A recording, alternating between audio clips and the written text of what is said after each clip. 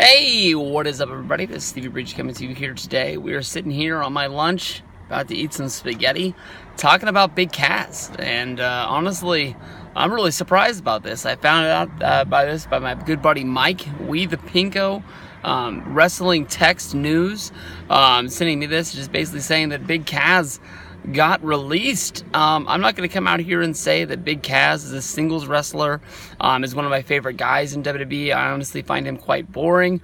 The Enzo and Big Cass team really made sense, and when they got the wild idea to sort of split them up to make Big Cass into this big dominant heel, I immediately sort of turned out and I didn't really see what was going on. If you can remember back to the year that they made Finn Balor the Universal Champion, as well as after his injury, they set up the Fatal 4-Way. They gave Big Cass, even though he was in a tag team, a big singles push, and you knew that was something that was going to happen in the future.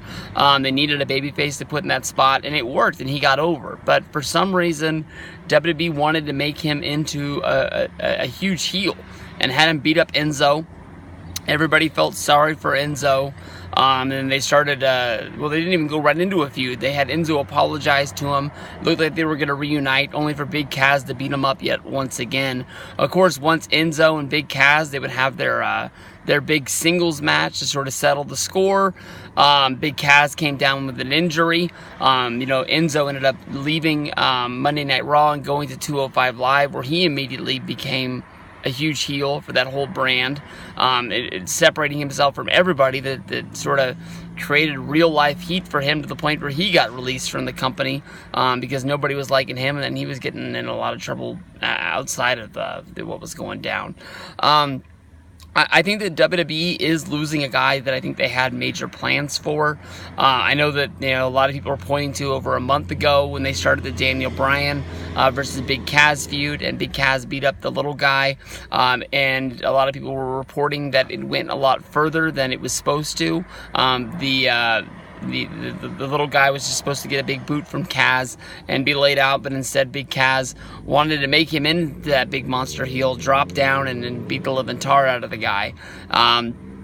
Since then, Big Cass lost 2 singles matches to Daniel Bryan on pay-per-view, and now here we are sitting on a Tuesday, and Big Cass is released, doesn't have a job anymore.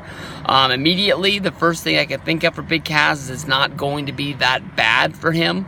I know that Enzo is starting to take independent wrestling bookings, working the indies out there, and having an Enzo and Big Cass reunion, I think, could mean big money for both of these guys, because it's the way that people want to see them. Honestly, when it comes down to it, I think that Enzo would be a bigger draw than Cass, but if you put them together as a team, it's almost like the Dudley Boys, where you can bring Bully Ray in for a singles match and it might mean something, but bringing Bully Ray and Devon together for a match is going to mean a lot, if that analogy puts it together for you. But Big Cass released, no word on why, but we'll see where he goes from here.